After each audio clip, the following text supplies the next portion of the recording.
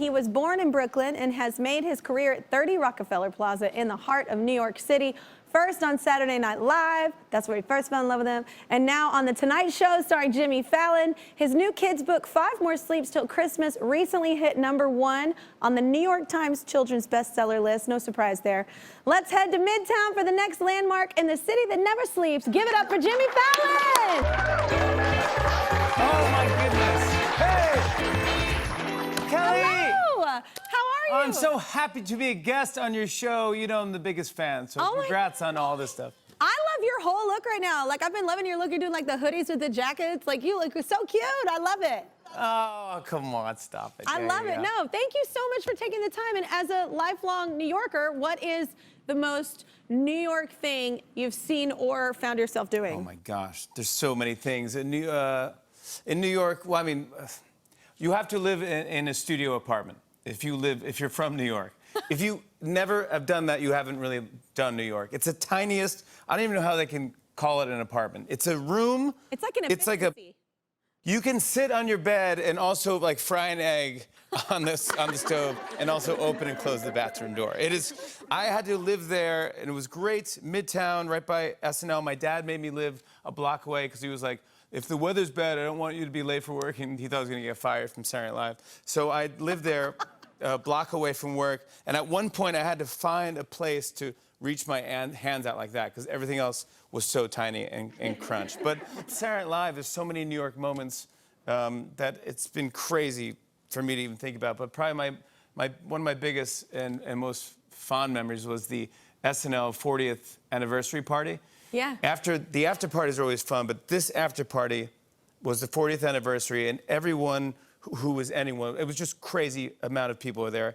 And as soon as I walked in, Paul McCartney was calling my name to go on stage. And he was there with Dan Aykroyd and Jim Belushi. And I got on stage, and Dan Aykroyd said, "Kid, I've done this for 40 years. It's your turn. You got to rock this party." And so there was no band. It was just me and Paul McCartney and Dan. We did one, and we just had people come up from the crowd and play and jam out and play songs. And the end of the night, we're on stage singing with Bill Murray and Chris Rock and Chappelle. And Dave Chappelle goes to me, "Jimmy, if you ask nicely, I think he's here. But if you ask, you could probably get Prince to come up." What? And so at the end of the night, I just go, and this was like probably 2, 3 in the morning. I go, "Prince, if you're there, I'd love to have you come up and sing a song, blah, blah." And all of a sudden the crowd parted and this purple smoke, I swear it's like true. It's almost like his legs were not touching the ground. His legs were just kind of floating, and he was floating across the room, and I go, "Oh my goodness." And he comes up and he peels off these gloves and he hands me his gloves and I hand him a guitar. And not only does he plays Let's Go Crazy. Oh my gosh. I really wish in that moment you would have, like, right when he entered the stage, peel off the gloves, you would have just looked and been like, a bit dramatic, but okay. Yeah. Because that would have been everything. I guess we're gonna do this.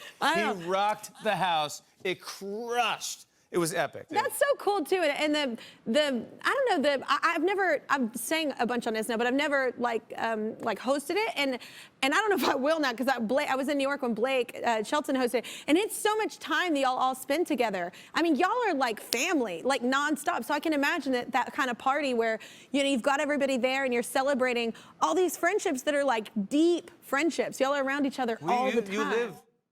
You live with each other basically at Saturday Night Live. I mean, we were kind of, it's like a dorm room. It's like Horatio Sanz and I were office mates, and we had blankets there. We would stay up all night trying to write. And I remember Dan Aykroyd coming in just to say, "Hi, you're the new guys? I just want to say hello to you guys." And we're like freaking out. It was Dan Aykroyd, like, "Oh my gosh." He's like, "Do you want me to show you where me and John used to go?" I go, "Okay." And he goes, we had all the keys to all these rooms in SNL, and he brought me and Horatio into someone's office, snuck through their window, and we're out on the 11th floor, and there's like grass up there and like a koi pond. It's the weirdest spot. What? And him and John used to go up there and write. Yeah, they're doing what do they call that? What did we call that on tour? A safety meeting. That's everybody always said. Yes. "Oh, they're at a safety meeting." It's like, okay. You know what that meant? Yeah. Okay, so wait, your girls became little TV stars this summer in your quarantine at home edition show. So did they miss doing, are they like, wait, where's our part? Why don't we get to do it still? My kids didn't really know what was going on back then. They were just trying to mess with Daddy. They're not actor kids at all, so they were just like, I would say like, all right, Franny, say goodnight, everybody, and she'd go, good morning, and just stuff like that, just to mess with me, and just, yeah. So next time I do it, I'm gonna hire kids to play my kids.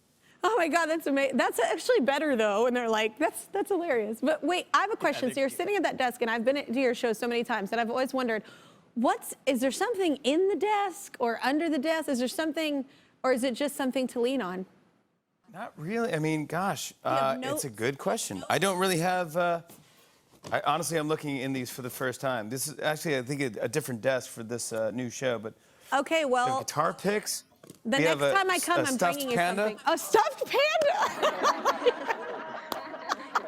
I know the panda. I've seen your show. I know. And then he goes out the doors and dances. Yeah. I'm gonna bring you something for your desk next. Some nice stationery or something. What? I would totally use that. Thank you. Yes, for your thank you things. I watch your show. All right. So, what's your favorite thing about New York at Christmas time?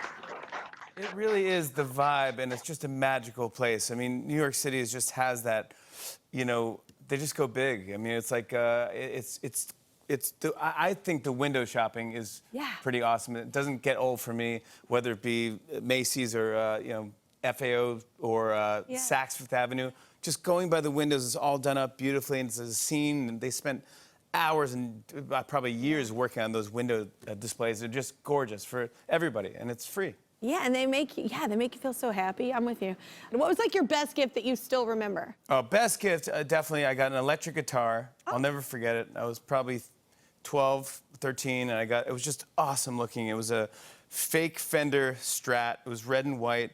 The name of the company was Phantom, but it was so cool, and I remember it being so heavy. I was like, I didn't know guitars were that heavy, and I wasn't even that good, but I felt like a rock star holding it. It was so awesome. I love it. I love you, Santa. And my worst gift ever was one year, I don't know why, my Santa Claus got me a DVD of the movie Big Chill.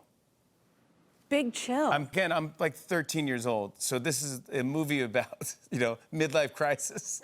I don't know why I'm on the list, but I remember going like, okay, Big Chill about people trying to have a baby and stuff. Like, yeah, okay. But I guess Santa thought the soundtrack was good, that I would like it. I love it now that I'm in my 40s. Oh my but God. no, when you're a kid, That's no, amazing. that was not one of my best gifts. That's a weird gift that they definitely weren't thinking of you when they got it. I think They were Santa was thinking of Santa. We forgot to get, so we just pulled something.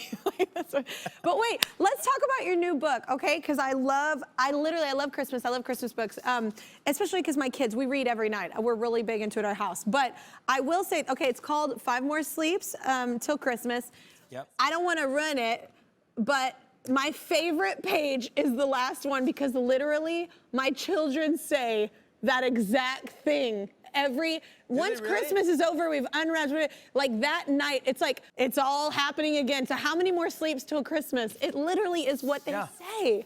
Do your kids say sleeps? Is that a thing in your house? Yes. I've never heard that. Yes, how many sleeps? See, yes, now that they're about to go somewhere and they were like, how many sleeps? And I'm like, yeah, like 3 more. Like, yeah. Yeah, I never had that growing up. It was always Me neither. days. Like, 3 days till Christmas. Like, go to sleep, Yeah. But I was walking my daughter home from school one day, and she goes, how many more sleeps till we get to go to grandma's or something? And I go, that's so cute. How many more sleeps? That's so cute. I go, and I've always wanted to do a holiday book, so I go, 5 more sleeps till Christmas. And you do like, the kid's so excited for Christmas, and he just can't wait he can't go to sleep. And then finally he's like, and he sleeps. Now it's 4 more days, 4 more sleeps till Christmas, and so on and so forth. So basically, she inspired me for that book, but I just thought it was the cutest thing, how many more sleeps. And it's so, it literally, I didn't grow up saying that either, but my kids somehow, they always say how many more sleeps. So I thought they're gonna freak out. I literally just got this on my desk today, and I read it, and I was like, I got to the last page, and I was like, this is so true. Well, the fun part, I think, about the book is, too, I leave parts in there where you can read to your kids. It could be as fast a book as you want, or a slow read. Trust me, I'm a parent. I've been in the room where it's like, okay, come on, this counts as a book, go to sleep. Anyways, but in this one, there's spaces, so you can go like, And this is, toys, visions of toys are dancing in my head. And then you go and just tell a personal story about how you wanted a toy as a kid or something a memory that you have so that they can be interacting with you and talk about your memories. So, have you ever, this is a real question, and I'm totally gonna Yeah. people are gonna shame me for this, and I don't care. So there's been nights when you're so tired, because we read every night, but you're so tired, and then they happen to pick a book that's like really long, and you're like, can't we go for this one?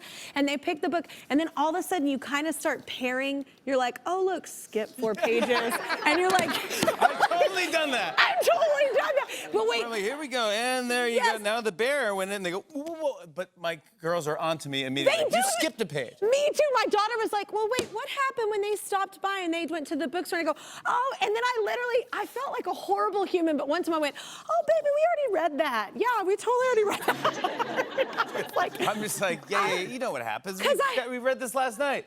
The the gorilla goes back to the cage. I've totally done it. I know, and I'm like an author of like 2 children's books, but I was like, sometimes you're so tired, and so you're like, that's let's the thing. just get to it. But you have done such a great job, and the space thing is actually really, really important, and especially for like educational tips and like having moments with your kids and like really letting them invest in the story. So all of it's really well thought out, man, and it came from a very organic place, like with your kids, and my kids are gonna love Yeah. this. It's really, really great. Thank you, bud. I appreciate it. I'm excited about it. It's like crazy. I mean, my kids are now. Here's the cool part that happened this year. Is usually like if I had a kid's book or an idea, I would read it to them. And this year, for the first time, they know how to read. So my kids are reading the books to me, which is like trippy as a parent. Because Yeah. you go, yes, I can't believe you read. They love reading. I taught them how to read, and they go like, go for it. And it was just, so this year was extra special. Oh, that's cool. Do they ever like judge you? Because my daughter's totally done that with the books that I've written for her. Do they ever like say like, you should have had this go here? And my daughter totally has done that. No, not yet. I'm starting to get like eye rolls now for different jokes that I make, because I make so many dad jokes. And I got an eye roll the other day from the 5-year-old, and she was like, I go, you can't eye roll me. You're my #1 fan. You laugh at everything I do. Like, that crushes me. You can't do that. You have to laugh at everything I say. If I do a dumb voice, you're the only person I expect to laugh. Franny, don't do this to me. But she's, she gets it. I mean, it's been a great ride. Oh my God, that's so sweet. My kids used to love me singing all the time, and now my daughter's like, shh. She puts her hand up to my face. It's like, we don't need to sing right now. I was like, okay. All right, Jimmy's book, 5 More Sleeps Till Christmas, is out now. You guys gotta get it. You're gonna love it. You're gonna love reading it with your little ones or your nieces and nephews, whoever.